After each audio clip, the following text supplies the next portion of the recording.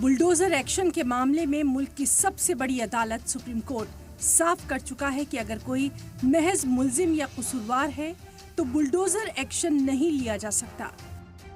मुल्क के कई हिस्सों में चल रहे सरकारी बुलडोजर पर सुप्रीम कोर्ट ने कहा था, सिर्फ मुल्जिम होने पर घर कैसे गिरा सकते हैं? मुल्जिम पर बुलडोजर कार्रवाई सही नहीं है। कसूरवार होने पर भी आप घर नहीं गिरा सकते। किसी की कमियों का फायदा ना उठाए। लड़के की गलती पर वालिद का घर गिराना सही नहीं। मुझे पूरा भरोसा है कि सुप्रीम कोर्ट के गाइडलाइन के अनुसार कार्रवाई होगी, वरना तो सुप्रीम कोर्ट का अपमान होगा। अब फ्राइडे को नोटिस दी गई, सैटरडे संडे कोर्ट बंद है, तो मुझे पूरा भरोसा है कि जो पीड़ित होंगे, जो पीड़ित पक्ष होंगे, वो जाएंगे अदालत का दरवाजा खटखटाएंगे या समय और मांगेंगे। अगर इस तरीके से आप बुलडोज़र ही से न्याय करेंगे तो फिर आखिर जो है वो अदालतों की, ब्यूरोक्रेसी की और पूरे सिस्टम की क्या ज़रूरत है। दूसरा सवाल ये है कि जब सुप्रीम कोर्ट ने क्लियरली ये बात कही है कि अब से बुलडोज़र कार्रवाइयों पर रोक लगाई जाए, उसके बाद भी अगर आप इस किस्म की कार्रवाइयाँ करते हैं, इसका मतलब ये है कि आप खुद न्यायपालिका की इज्जत नहीं करते हैं।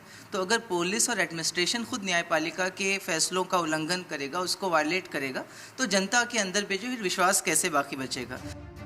लेकिन इसके बावजूद यूपी में बहराइच दंगे के 7वें दिन पीडब्ल्यूडी की जानिब से महाराजगंज में 23 मकानों पर नोटिस लगाए गए, जिसमें 20 मुसलमान और 3 हिंदुओं के घर हैं। इंतजामिया ने 3 दिन का वक्त दिया। नोटिस का जवाब न मिलने पर बुलडोजर कार्रवाई हो सकती है। और ये वही जगह है जहां से मूर्ति विसर्जन के दौरान दंगे की शुरुआत हुई थी। ये तो सरकार का दरमियान तरीका है कि पक्षी कार्रवाई होने जा रही है, जो नहीं होनी चाहिए थी। दोनों पक्षों बात सुनते, दोनों पक्ष फैसला करते थे करके जो एक पक्षी आदमी के साथ इस तरीके से जुल्म हो रहा है मुसलमानों के साथ। बच्चे कहाँ जाएंगे? मेरा दोस्त क्या है, महाराजगंज में रहना कोई गुनाह है? हम लोग अगर महाराजगंज में जिसने आरोप किया वो पकड़ गया, आप उसके घर को करते या और करते। ये यहाँ आप देखें, लोगों के पास 50 फुट के मकान सिर्फ है, 40 फुट के मकान है, तो ये कहाँ रहेंगे जब 60 फुट तोड़ देंगे? बुलडोजर की कार्रवाई जो हो रही है वो गलत है। गलत इसलिए है कि एक ने गलती की है, ठीक, और इसमें सारा मतलब है मुसलमान बर्बाद है। हाँ, जहाँ तक सड़क की बात है, जब सड़क जब बनते हैं, अभी हम लोग बताओ घर बेघर हो रहे हैं, इतना नुकसान हो रहा है हम लोग को। जिन घरों और दुकानों में नोटिस लगाए गए, उनमें से कुछ दुकानदारों ने अपनी दुकान खाली करना शुरू कर दिया है। योगी हुकूमत का बुलडोजर चले, इससे कबल लोग अपने सामान को निकाल रहे हैं। बुलडोजर एक्शन पर समाअत करते हुए सुप्रीम कोर्ट ने सख्त तबसरा किया था। कोर्ट ने कहा था, हम जल्द ही इसको लेकर एसओपी जारी करेंगे, तब तक कोई भी रियासत बुलडोजर एक्शन नहीं ले सकता है। कोर्ट का कहना था कि किसी मुल्जिम और कसूरवार के घर बुलडोजर चलाना कानून को कुचलने के बराबर है।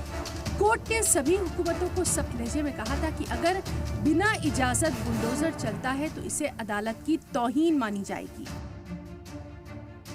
ऐसे में अगर योगी हुकूमत का बुलडोजर चलता है और ये साबित होता है कि ये अदालत की तौहीन है, तो यूपी हुकूमत पर मुकदमा चलाया जा सकता है। अदालती तौहीन के मामले में क्या सजा हो, ये कोर्ट को तय करना है। सुप्रीम कोर्ट ने अपने फैसले में अफसरान को खबरदार करते हुए कहा था कि अगर बुलडोजर आप चलाते हैं तो हम आपके पैसे से मुतासरा को मुआवजा देंगे। इस मामले में यूपी की पीडब्ल्यूडी ने पहल की है। ऐसे में अगर पीडब्ल्यूडी सुप्रीम कोर्ट के फैसले से इतर एक्शन लेती है तो उसके अफसरान की सैलरी काटने का हुक्म अदालत दे सकती है।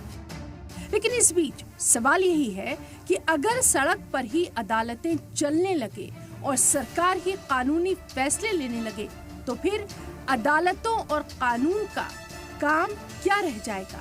आखिर ये कैसा इंसाफ है?